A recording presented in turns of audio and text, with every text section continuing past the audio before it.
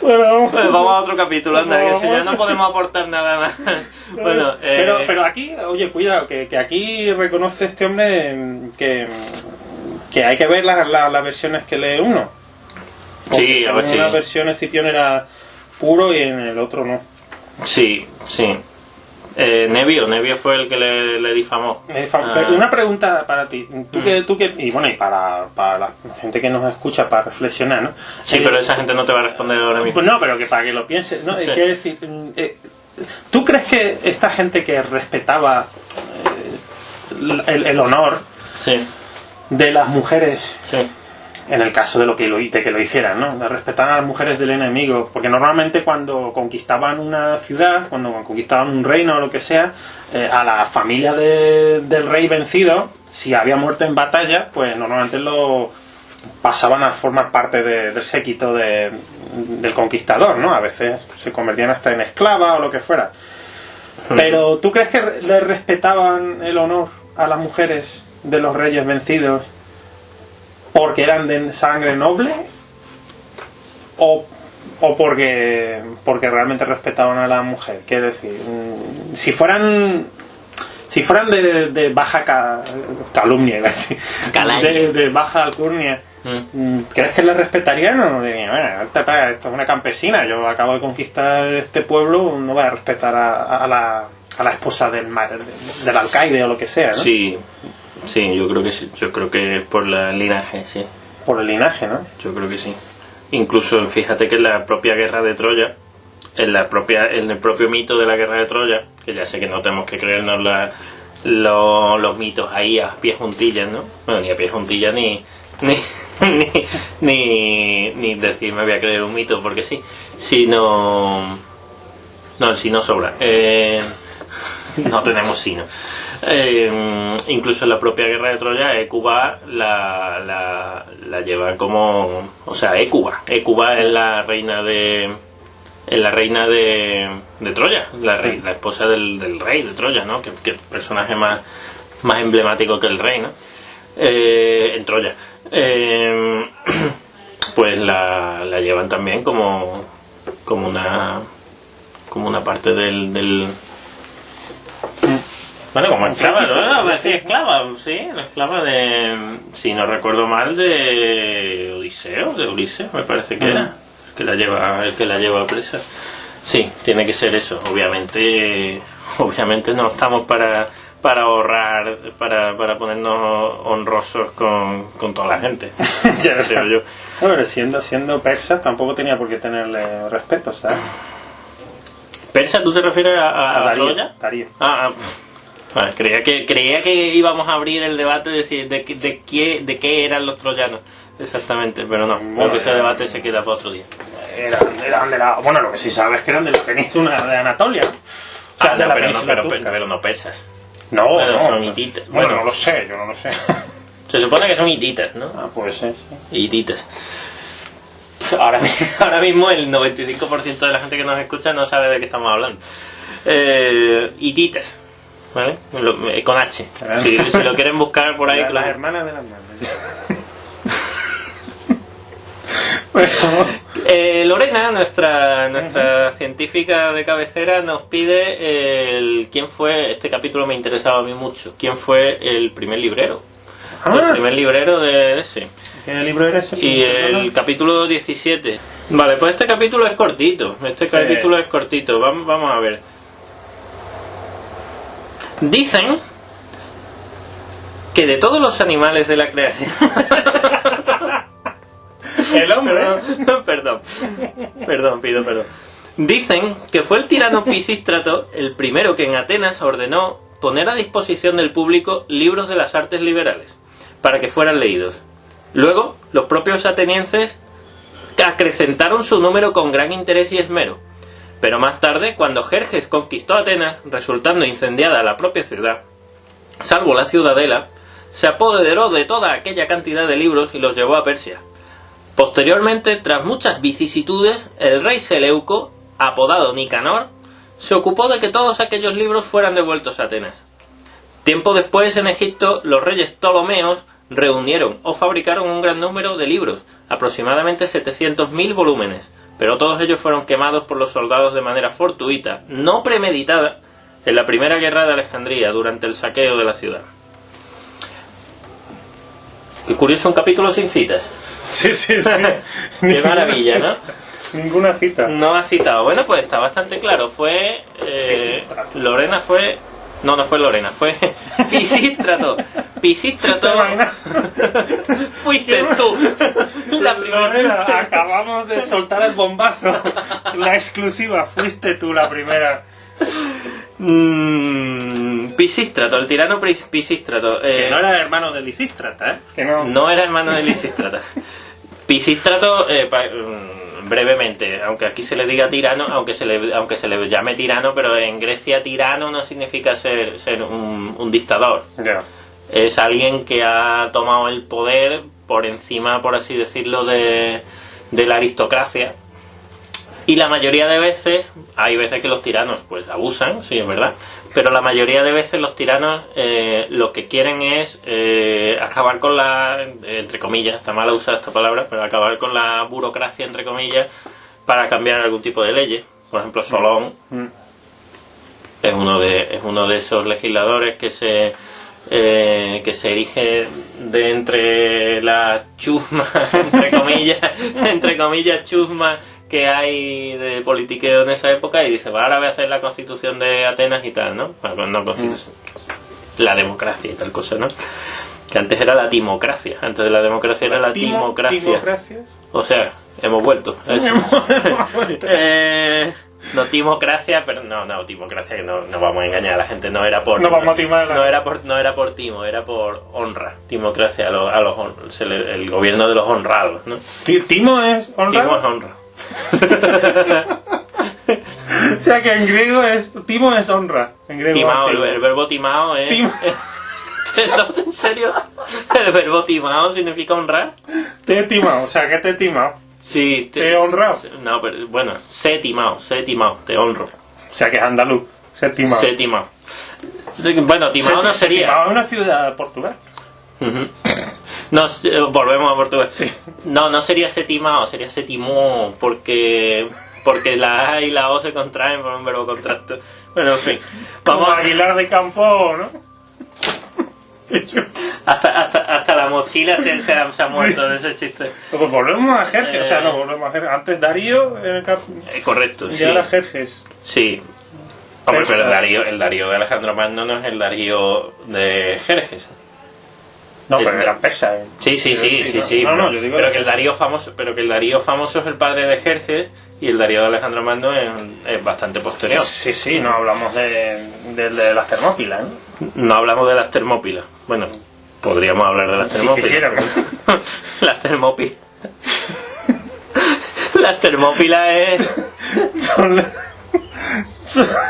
son los Duracell del termo. Cuando enciende la caldera. Bueno, pues no sé, bueno, una historia breve de los libros. Pues bueno, primero estaba en Atenas, el que se los llevó, y luego pues la familia Ptolomeo, bueno, antes de eso Seleuco, y luego los Ptolomeos. Fíjate lo que dice, que tirano, o sea, ¿no? De Bergerac. Tirano, todo lo que tú quieras pensar, aunque será mal por la etimología, pero dice que ordenó que pusiera a disposición del público. Claro. Libros. Claro, pero lo que te he dicho antes, que tirano es básicamente alguien que sea... no eran unos... Ay, en Roma, ¿quién era el que hicieron grandes reformas agrícolas? Los gracos. Bueno, ¿no? Intentaron, ¿no? Eso podría ser un ejemplo quizás de... Sí, que intentaron, claro, era otro sistema, pero bueno, se podría comparar a lo que en Grecia fueron los tiranos, sí. Porque ejercían de tribuno de la plebe, que tenían derecho a veto. Sí. O sea, podían comprar un portero del Sevilla. Bueno, en fin, que... A ver, ¿qué te iba a decir? Que Que sí. Ah, bueno, Pisístrato, por cierto, es un detalle. Los detalles más importantes que podemos aportar como expertos en la materia son los últimos que se nos ocurren después de toda la sarta de idioteces. Pisístrato es el que, según la historia de la literatura, casi seguro que fue la primera persona que legisló para que la Odisea y la Ilíada se escribiesen. Es decir, no hay evidencia antes de Pisístrato de que la Ilíada y la Odisea se estuvieran escritas. Entonces, hay dos posibilidades. Fue Pisístrato el que hizo que estos dos poemas, los grandes poemas de Homero, que estoy seguro que todo el mundo que nos está escuchando sabe lo que es la Ilíada y la Odisea, es la opción 1, es decir, Pisístrato es la primera persona de verdad responsable que se pongan por escrito, o simplemente es este afán de consignar las cosas del libro y encargó una edición a pesar de que ya hubiera antes, ¿no? Lo que sí que está claro es que sea la opción 1, o sea, la opción 2, el texto que tenemos nosotros es debido a Pisístrato. El que nos ha transmitido la tradición literaria es el de Pisístrato. Fíjate. Así que así de importante es el primer librero de la historia que lo primero que tenemos de literatura clásica, que es Homero, sin contar lo oriental, lo primero que tenemos de literatura clásica, digamos, europea, se le debe a este. Fíjate otra cosa que hace aquí el hombre Aulogelio, lo que hace Aulogelio es hacer una conexión entre Pisístrato y cómo de alguna manera lo que dice es que la cultura de Alejandría y en Egipto en general, en gran parte viene de los griegos, de Atenas. Sí, claro, hombre, que los Ptolomeos, o sea, aunque la gente piense en Egipto y piense en pirámides y tal, pero no, claro. son no, griegos, eso sí, eso yo por lo menos sí lo sabía, pero no no está mal aclarar. Pero me refiero que no solo que los Ptolomeos eran, bueno, pues sabemos todo, que Alejandro Magno cuando muere, ¿no? Sí. Se reparte su imperio y tal, y los Ptolomeos se quedan con Egipto, pero sí. Eso por un lado, pero eso es helenista, no necesariamente Atenas. Quiero decir que sí, pero aquí lo que dice es que todas estas cosas grandes que asociamos viene de Atenas, o sea, viene de Pisístrato que si no introducen los libros allí, pues no hubiera existido una biblioteca de Alejandría y todas estas cosas. Pues, no lo dice explícitamente. No lo dice explícitamente, pero bueno, sí. Bueno, entendemos que el afán griego empieza en Atenas por recopilar esto. Los Ptolomeos realmente se podría decir, yo creo que sin mucho miedo a equivocarse, de que son su ascendencia es macedónica, como son las partes en las que se dividió las conquistas de Alejandro Magno, ¿no? Otra vez volvemos a Alejandro Magno para que la gente vea nuestro... Si no recuerdo mal, que yo no sé, que igual me estoy equivocando, Cleopatra creo que era Ptolomeo, ¿no? Sí, su hermano era Ptolomeo XIII, creo que era. Creo que era Ptolomeo XIII. Sí. Mucha gente piensa que era africana, o sea que puede que naciera en Oriente Medio y tal, o en Egipto. No, hombre, nació en Egipto, pero su cultura, vamos a decir que eran inmigrantes griegos. Lo que pasa es que la familia ya llevaba 200 años, más de 200 años. Sí. Una familia, por cierto, con problemas de próstata. No sabía. Ptolomeo. Hostia, por favor, tío.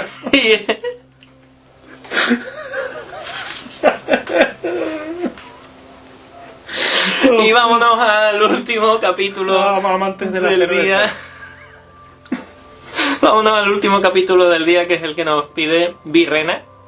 Virrena es Sonia, nuestra querida colaboradora de la cuarta noche ática, allí cuando leímos lo del embarazo y tal. Y nos ha pedido un capítulo sobre el aborto. No hay, porque no hay, pero sí sobre el castigo, que es el número 14, el que yo había titulado en el epígrafe La Castigopedia. Vamos a ver qué clases de castigos hay y por qué a Platón se le olvidó uno. Y ahí empezamos a hablar de Platón cuando fue a comprar los libros y fue al Mercadona y... Uy, ya estamos diciendo nombre. No. Bueno, pues vámonos. Va a leer qué pasó con Platón. No, léelo tú, por favor. Que yo estoy más cómodo escuchándote. Son tres las maneras atribuidas a los filósofos. Empezamos bien. Son tres las maneras atribuidas a los filósofos de castigar las culpas. ¿Por qué Platón menciona 2 de ellas y no 3? Vámonos. Se ha considerado que debe haber 3 maneras de castigar las culpas. La primera es la que en griego llaman kolasis, corrección, o noucesia, amonestación, cuando el castigo se emplea para reprender y enmendar, de manera que quien ha delinquido ocasionalmente se muestre más atento y resulte corregido. La segunda es la que quienes han calificado tan meticulosamente estas palabras denominan timoría, venganza. Esta manera de castigar se da cuando hay que proteger la dignidad y autoridad de aquella persona contra quien se ha delinquido, para evitar que si se pasa por alto esta forma de castigo se produzca desprecio de la misma y pierda prestigio. Por eso piensan que esta palabra deriva de la conservación del honor, timé. La tercera forma de castigo es la llamada por los griegos paradigma. Ejemplo, paradigma. Cuando el castigo resulta necesario por motivos de ejemplaridad, a fin de que los demás, por miedo al castigo conocido, se abstengan de delitos semejantes que interesa impedir en nombre del Estado. Por eso, también nuestros autores antiguos llamaban ejemplos a las penas máximas y más graves. Así pues, cuando existe una gran esperanza de que quien ha delinquido se corrija él mismo voluntariamente sin el castigo, o cuando al contrario no existe esperanza de que pueda enmendarse y corregirse, o cuando no es preciso temer desprecio a la dignidad de aquel contra quien se ha delinquido, o cuando el delito no es tal que su ejemplo deba ser sancionado con el miedo, en tales casos se ha considerado que el delito así cometido no es en absoluto merecedor de la voluntad de imponer un castigo. De estas 3 formas de castigo, otros filósofos han dejado constancia en diferentes sitios. Nuestro querido Tauro las dejó escritas en el libro 1 de los comentarios al Gorgias de Platón, por él compuestos. Sin embargo, el propio Platón dice con toda claridad que solo hay 2 formas de castigar. Una, la mencionada en primer lugar por nosotros, que busca la corrección. Otra, la que nosotros pusimos en tercer lugar, que busca el miedo de la ejemplaridad. He aquí las palabras de Platón en el Gorgias. Abro cita. Conviene a todo el que sufre un castigo, timoría, impuesto justamente por otra persona, que o se vuelva mejor y el castigo le resulte beneficio, o que sirva de ejemplo a otros, de modo que siendo testigos de los tormentos que sufre, teman verse en idéntica coyuntura y se hagan mejores. Cierro cita. De estas palabras puede deducir fácilmente que Platón habló de timoría, no en el sentido que algunos le dan, tal como dije más arriba, sino en el sentido que suele utilizarse comúnmente, como sinónimo de todo tipo de castigos.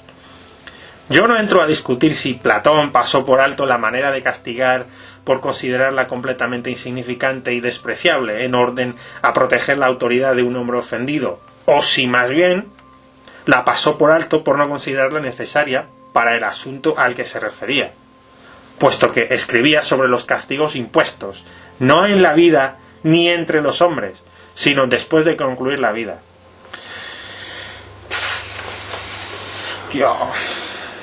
¿Qué te parecen los 3 tipos de castigos? Porque yo el segundo y el tercero lo veo prácticamente igual, ¿no? Sí, que son más de ejemplares, ¿no? La timoría y el paradigma lo veo yo casi igual, ¿no? Porque ¿qué diferencia hay entre que tú castigues para proteger tu autoridad y que castigues para que servir como ejemplo a que, por ejemplo, si yo en la clase, por ejemplo, doy un castigo, Sí. ¿qué diferencia hay entre si mi intención última es que para la próxima se me respete a mí por mi autoridad Sí. o para que la próxima se respete para que la gente... Yo lo veo prácticamente igual, ¿no? No sé tú qué piensas. Tendría que mirar un poquito por encima otra vez de eso, porque al leerlo, pues claro. Dice que paradigma es el castigo que se le impone a una persona para que sirva de ejemplo para toda la comunidad. Sí. Por ejemplo, tú le das una... Siempre hablamos de patadas a niños en la calle, vamos a repetirlo. Tú le das una patada a un niño en la calle y tiene que haber un castigo que reprenda a todo el mundo que tenga ganas de darle patadas a niños en la calle. O, por ejemplo, quitarse la mascarilla. Ese sería paradigma. Y la timoría sería un castigo para que la autoridad de una persona no se vea Sí, menoscabada. el honor que no se vea. Pero realmente yo creo que es una diferencia muy sutil, ¿no? Sí. Sin embargo, yo creo que sin embargo por lo menos en la edición esta mía, pues mía no, porque la haya escrito yo. El que Tú has escrito el texto y te diste cuenta después de que era el mismo que habló Helio, ¿no? Me digo, hostia, pero si yo ya había escrito esto. No, porque Un sueño revelador, date ¿no? cuenta que timoría, por lo menos en su origen, significa venganza, y paradigma es, pues eso, un paradigma, un ejemplo, ¿no? Sí. A lo mejor es esa pequeña cosa para restablecer la afrenta que se le ha hecho al honor de uno, de alguna manera hay que vengarle. No por ejemplo para los demás, sino porque bueno, no se puede dejarlo castigado. Sí, sería como el ejemplo del catalán este que le tosió a un policía en la cara.